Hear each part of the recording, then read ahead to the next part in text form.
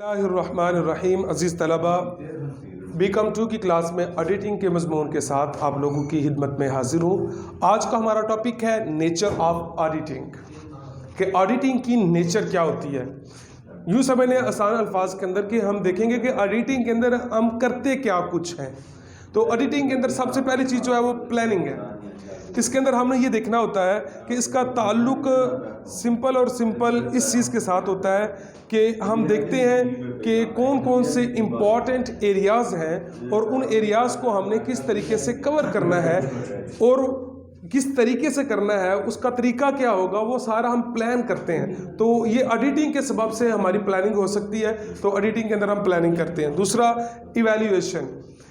Evaluation के अंदर आता है कि इसका ताल्लुक होता है अकाउंटिंग सिस्टम के साथ और इंटरनल कंट्रोल के साथ ताल्लुक होता है। और इसका मकसद ये होता है कि हमने एग्जामिन करना है अकाउंटिंग रिकॉर्ड्स को डिटेल के साथ। उसके बाद एविडेंस है। एविडेंस के अंदर होता है auditing requires evidence to form an opinion on financial statements. Financial statements जो होती हैं आपकी, यानी कि बैलेंस शीट जिसको बोलते हैं, वो बैलेंस शीट या फाइनेंशियल स्टेटमेंट्स जो होती हैं उनके ऊपर हमने बाकायदा तौर के ऊपर देना होता है, एविडेंस के तौर पे उसको पेश करना होता है, क्लियर तरीके से हमने उसको पेश करना होता है। तो इसके अंदर जितने भी मैटर्स आते हैं आपकी बैलेंस शीट के अंदर, उनको अच्छे तरीके के साथ हम क्लियर करते हैं। और ये सारा कुछ ऑडिटिंग के सबब से ही होता है, क्योंकि ऑडिटर ने आके इन तमाम चीज़ों को चेक करना होता है। तो वो सारी चीज़ें जो है वो बेहतरीन तरीके के साथ फिर एविडेंस के तौर के ऊपर पेश की जाती हैं। उसके बाद आ जाता है आपके पास testing. Auditing involves testing reliability, competency and adequacy of evidence in support of monetary transaction of a business concern. It is a process of testing and weighing of evidence. आपके पास जितने भी रिकॉर्ड्स होते हैं उनको टेस्ट करना। Test करने से मुराद ये है कि हम ये देखते हैं कि इसके अंदर हमें फ़ायदा क्या होगा और या इसके अंदर हमें नुकसान कितना होगा। ये सारी चीज़ें हम इसके अंदर देखते हैं। तो इन तमाम चीज़ों को हम अच्छे तरीके के साथ टेस्ट करते हैं। इनकी रिलायबिलिटी का हमें पता चलता है कि ये जो हमने प्रोसीजर अडॉप्ट किया था, इस प्रोसीजर का हमें कितना फ़ायदा हुआ या हमें कितना नुकसान हुआ, ये सारा कुछ हम इसके अंदर देखते हैं। उसके बाद आ जाता है एनालिटिकल। इसका मतलब होता है कि तनकीदी तौर पर भी देखा जाता है और तज्जियाती तौर पर भी देखा जाता है।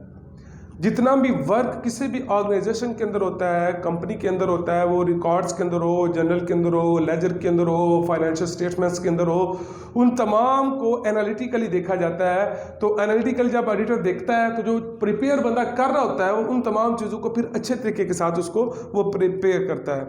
उसके बाद हम देखते हैं कि क्रिटिकल। अब उसको हमने जब ऑडिटर आता है तो ऑडिटर ने क्या करना होता है, उसको क्रिटिकली देखना होता है ताकि वो उसमें से जो फ्रॉड्स हैं, जो मिस्टेक्स जो हैं, उन तमाम को वो निकाल सके। तो ऑडिटर का एक ये भी काम होता है। उसके बाद आ जाता है इन्वेस्टिगेटिव। अब जो ऑडिटर होता है वो जब भी ऑडिट करता है तो वो इन्वेस्टिगेट करता है हर एक चीज़ को, हर एक रिकॉर्ड को, जितने भी रिकॉर्ड्स मेंटेन होती हैं किसी भी ऑर्गेनाइजेशन के अंदर, तो वो इन्वेस्टिगेटिव सारा कुछ होता है, इन्वेस्टिगेशंस की जाती हैं इसके अंदर। उसके बाद फिर कंपेयरिंग का मतलब ये होता है कि जितना भी काम आपने किया है, फॉर एग्जांपल आपने गुज़श्ता ईयर कोई नई चीज़ जो है वो अप्लाई की थी, कोई नया टेस्ट अप्लाई किया था, इस साल आपने वो टेस्ट अप्लाई नहीं किया। अब दोनों फाइनेंशियल स्टेटमेंट्स का कंपैरिजन किया जाता है, देखा जाता है दोनों के अंदर फ़ायदा किसको हुआ है, किस में नुकसान हुआ है। कि यूँ कह रहे पिछले साल आपने ऑडिट करवाया था, उस ऑडिट के अंदर ये मिस्टेक्स थी, अब इस साल इस ऑडिट के अंदर मिस्टेक्स जो है उनके अंदर कमी आई है। तो ये सारी चीज़ें भी इसके अंदर देखी जाती हैं। उसके बाद वेरिफिकेशन। जितने भी रिकॉर्ड्स होते हैं उनको वेरीफाई किया जाता है, वो फाइनेंशियल स्टेटमेंट्स हों उनको अभी वेरिफिकेशन की जाती है। सारे रिकॉर्ड्स की वेरिफिकेशन अच्छे तरीके के साथ फिर की जाती है। उसके बाद आ जाता है guess work. Accounting work involves judgements in preparing final account. Such judgement affects working of auditor. He can make guess work in various matter about financial information. यानी इसके अंदर इन्वॉल्व जो होती हैं, एक तो फाइनल अकाउंट होता है। फाइनल अकाउंट को ऑडिट की बेस के ऊपर ही किया जाता है कि ऑडिटर ने आना है, ऑडिट करना है, तो वो सारा कुछ ज़हन में रखते हुए फाइनल अकाउंट को उसके अकॉर्डिंग किया जाता है। तो ये एक बहुत ही अच्छे तरीके के साथ हमारे पास अच्छी फॉर्म के अंदर ये सारा कुछ आ जाता है। उसके बाद बेटा आ जाता है रिव्यू। रिव्यू के अंदर यह है कि auditing deals with review of financial statements as a whole to check that such statements show a true and fair view of the company.